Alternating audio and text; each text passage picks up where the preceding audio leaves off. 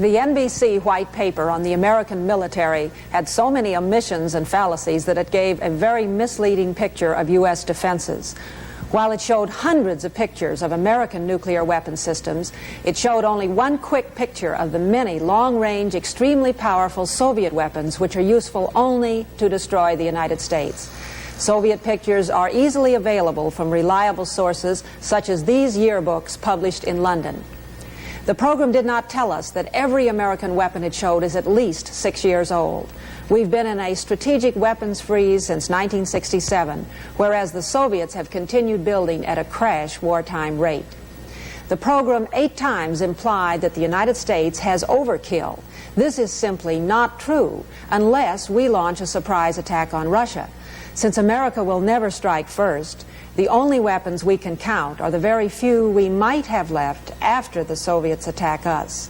The Soviets' own civil defense handbook estimates that we can destroy only 6% of the Russian population. The NBC program claimed that the United States has many more warheads than the Soviets have. President Nixon's Blue Ribbon Defense Panel report called such figures the numbers game and stated, "It would be difficult to conceive of a better way to mislead the public." This is because the explosive power of Soviet warheads is fantastically greater than ours. The newest Soviet warhead, the SS-9, is 500 times more powerful than our newest warhead, the Poseidon Merv. The red line on this chart shows how the power of Soviet warheads has steadily increased until they now have 5 times the explosive power we have. Finally, the NBC program editorialized the fallacy that if we never use our nuclear weapons, we have wasted our money. This is like saying that your fire insurance premiums are wasted if your house doesn't burn down. Money spent on nuclear weapons prevents nuclear war and is not wasted. It is our best insurance against disaster. Last Tuesday night, an NBC documentary examined the question of whether the United States should build a new billion-dollar aircraft carrier. The film gave the general impression that the principal reason for spending this money is to give Navy pilots the thrill of dangerous flying and to give admirals another ship to command and to give jobs to the shipbuilders.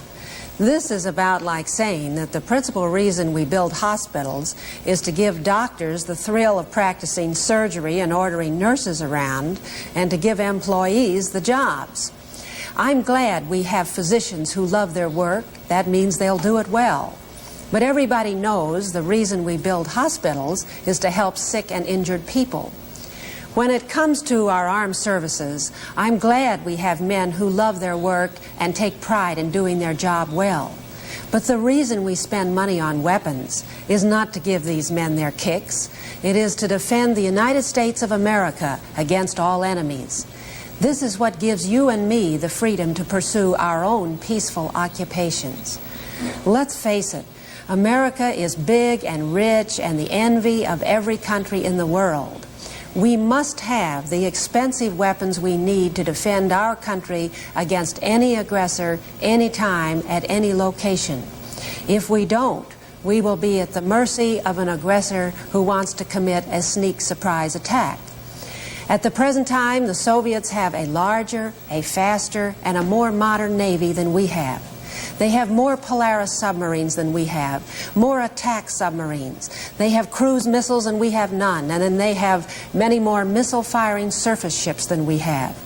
In addition, they have a huge, unsinkable aircraft carrier 90 miles off our shore called Cuba.